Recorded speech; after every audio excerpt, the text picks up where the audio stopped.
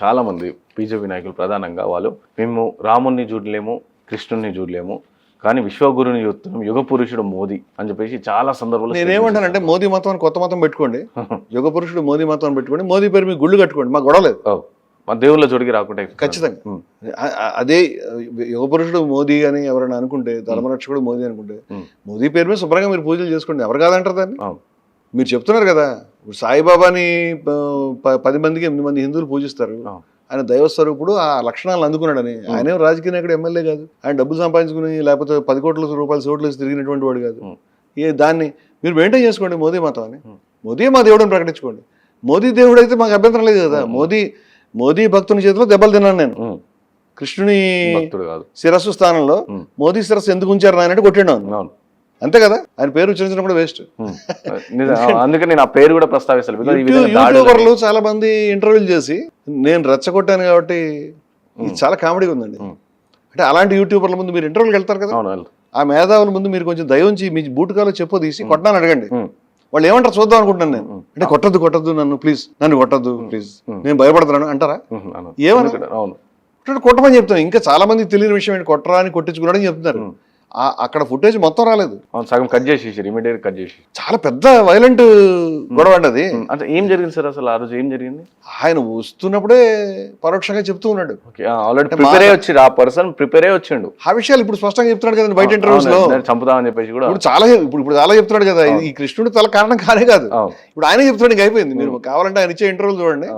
మరి ఒక నేరగాడిని, నాకు రంగరాజన్ గారి మీద దాడిలో కూడా ఈ పెద్ద మనిషి ఉన్నాడని కొంతమంది చెప్తున్నారు. నాకు నిజమో కాదు తెలియదు. నాకు ఆ టీంలో ఉంటే కనుక ఐ కెన్ అండర్స్టాండ్. ఈ రంగరాజన్ గారి మీద దాడి చేసినటువంటి ఆయన కూడా రెడ్డి ఉన్నాడు, ఈ రెడ్డిను ఆ రెడ్డి వీళ్ళంతా కూడా ఈ రకమైన దాడులు చేసే విధానం హిందూ మతం కాదు. మరి దాన్ని ఇంటర్వ్యూ చేసేవాళ్ళు చెప్పాలి.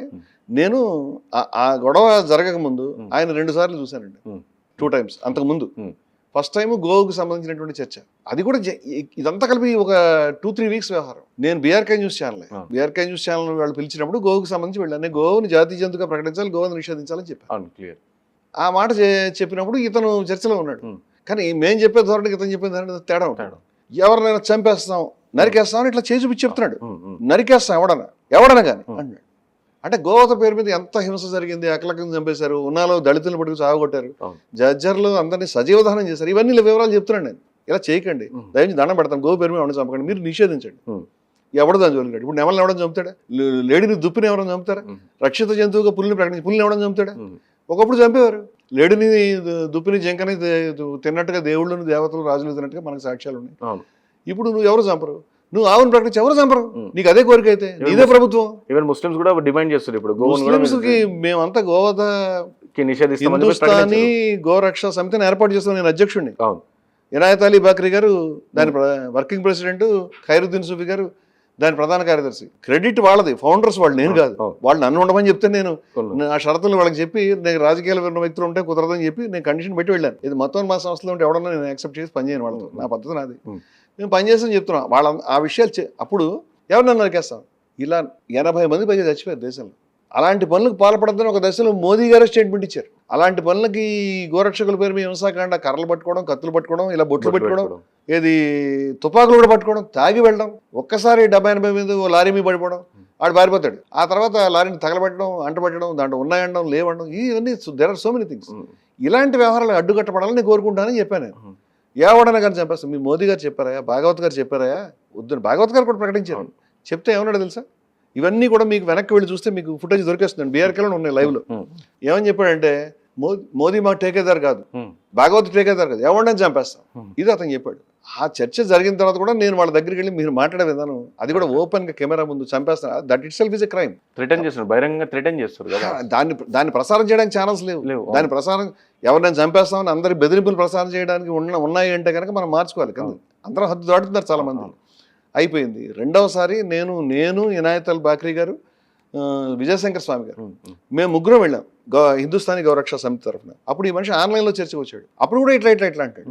కానీ అప్పుడు నేను అయోధ్య కుంభకోణం గురించి లేకపోతే గోవధ గురించి వివరంగా చెప్పడం ఇతను స్పష్టంగా విన్నాడు. అతని మనసులో అప్పుడు గూడు కట్టుకున్నట్టుంది. చాలాసేపు అతను నేను మాట్లాడుతుంటే ఇలా బాబా లాల్ దాస్ గారు, జ్ఞాన్ దాస్ గారు అంటున్నాడు, కానీ దానికి ఆర్గ్యుమెంట్ చెప్పడం లేదు. మధ్య మధ్యలో ఈ బెదిరింపులను ఇవి మాట్లాడుతున్నాడు. నేను అంటే ఈ బెదిరింపులన్నిటి కూడా ప్రతిసారి కూడా దాన్ని ఏమంటారు, మురిగే కుక్క కరవదు అంటారు కదా, ఒక్కోసారి కరుస్తుందని ఇప్పుడు మనం అర్థం చేసుకోవాలి. ఈ మరగడం ఎప్పటి నుంచో జరిగింది. అతను స్టూడియోకి నేను వచ్చినప్పుడు ఆ రోజు 5 గంటలకి ఆ రోజు అంటే 2-3 రోజులే కదా అయింది, నేను ఎప్పుడో అనుకుంటున్నాను మొన్నగా. ఆ రోజు నేను వెళ్ళినప్పుడు జస్ట్ ఆయన వచ్చి కూర్చున్నాడు, నేను వచ్చి కూర్చున్నాను. 5 గంటల 2-3 నిమిషాలు అయి ఉంటుంది. ఈ మైక్ పెట్టుకోవడం అన్నీ ఉంటాయి కదా, ఆ పనులు చేస్తున్నాం. ఎవరో ఆ సిబ్బందిలో ఒక ఆయన దగ్గరికి వచ్చాడు. ఆయన బొట్టు పెట్టుకున్నాడు, వైట్ అండ్ వైట్, నాకు ఎవరో తెలియదు, నేను సిబ్బంది అనుకుంటున్నాను. ఆయన వచ్చి, అన్న 15 ఏళ్ల క్రితమే మేము రామజన్మభూమికి డబ్బులు ఇచ్చినామన్న, రసీదు కూడా ఉంది, లూటీ అంటే బాధ అనిపిస్తుంది అన్న అన్నాడు. అంటే నేను అది వింటున్నాను. ఇతను ఏం చెప్పాడో నాకు నా హడావిడిలో సరిగా వినలేదు. ఒక మాట విన్నాను, ఎవడైనా కానీ నరికేస్తాం. నేను చూస్తే నన్నే చూపిస్తాడు, ఎవడైనా కానీ నరికేస్తాం. ఇతను అన్నాడు, అలాగా అనకూడదన్న, ఇది టీవీ, ఇక్కడికి వచ్చి ఈ మాటలన్నీ ఏంటి అనుకుంటే వెళ్ళిపోయాడు.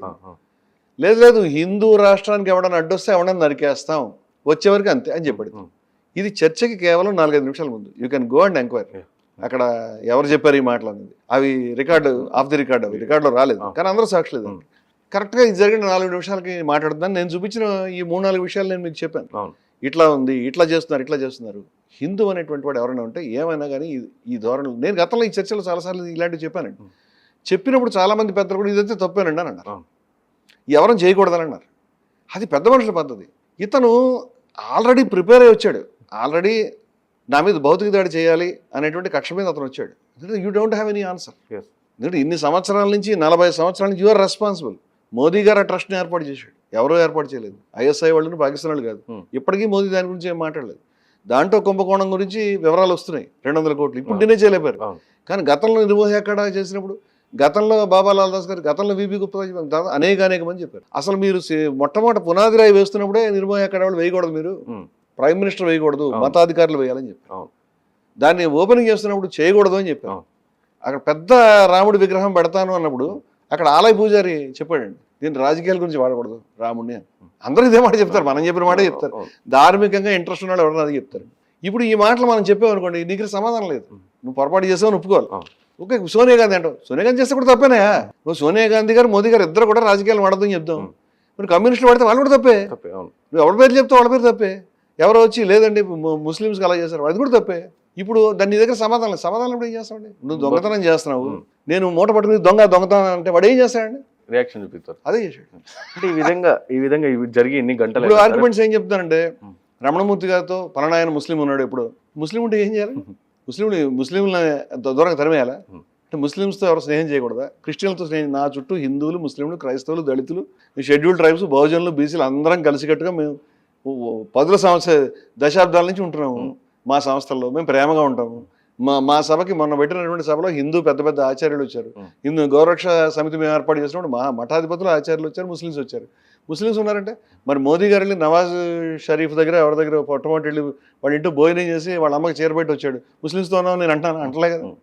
నువ్వు ఇదేమి ఆర్గ్యుమెంట్? ఆ క్రిస్టియన్ వచ్చాడు ఆ సభకి, క్రిస్టియన్ వస్తే ఏం సమస్య? మనిషి కదా, ఎవరైనా సరే వాళ్ళ దృష్టిలో కాదండి, వాళ్ళ దృష్టిలో మనుషులు కాదు. వాళ్ళ దృష్టిలో దాని అంటారు మరకలను, ఇంకేమో భాష ఉందండి. హిందువులు అర్థం చేసుకోవాలి, హిందువుల యొక్క చరిత్రలో ఈ విద్వేషం లేదు. ఈ విద్వేషంతో మాట్లాడేవాళ్ళు హిందూ. నువ్వు చూస్తున్నటువంటి యూట్యూబ్ ఏదైతే ఉందో దాంట్లో మాట్లాడుతున్నటువంటి భాష మన పుస్తకాల్లో కానీ వాటిలో ఎక్కడైనా ఉందా? ఎవరైనా మాట్లాడారా? ఇన్ని జరిగినా సరే, ఇన్ని రోజులైనా సార్, దాడి జరిగిన ఇన్ని రోజులైనా సరే తన పైన ఎలాంటి చర్య కూడా తీసుకోకపోవడం, అండ్ అలాగే బీజేపీ బయటకు ఇంకా మాట్లాడుతున్నాడు, ఇంకా మాట్లాడడం అంటే ఎందుకు? నేను వెళ్ళి పోలీస్ స్టేషన్లో వెంటనే సంఘటన జరిగిన వెంటనే నేను వెళ్ళిపోతున్నాను, నేను వెళ్ళి గోయింగ్ కంప్లైంట్ అని చెప్పాను.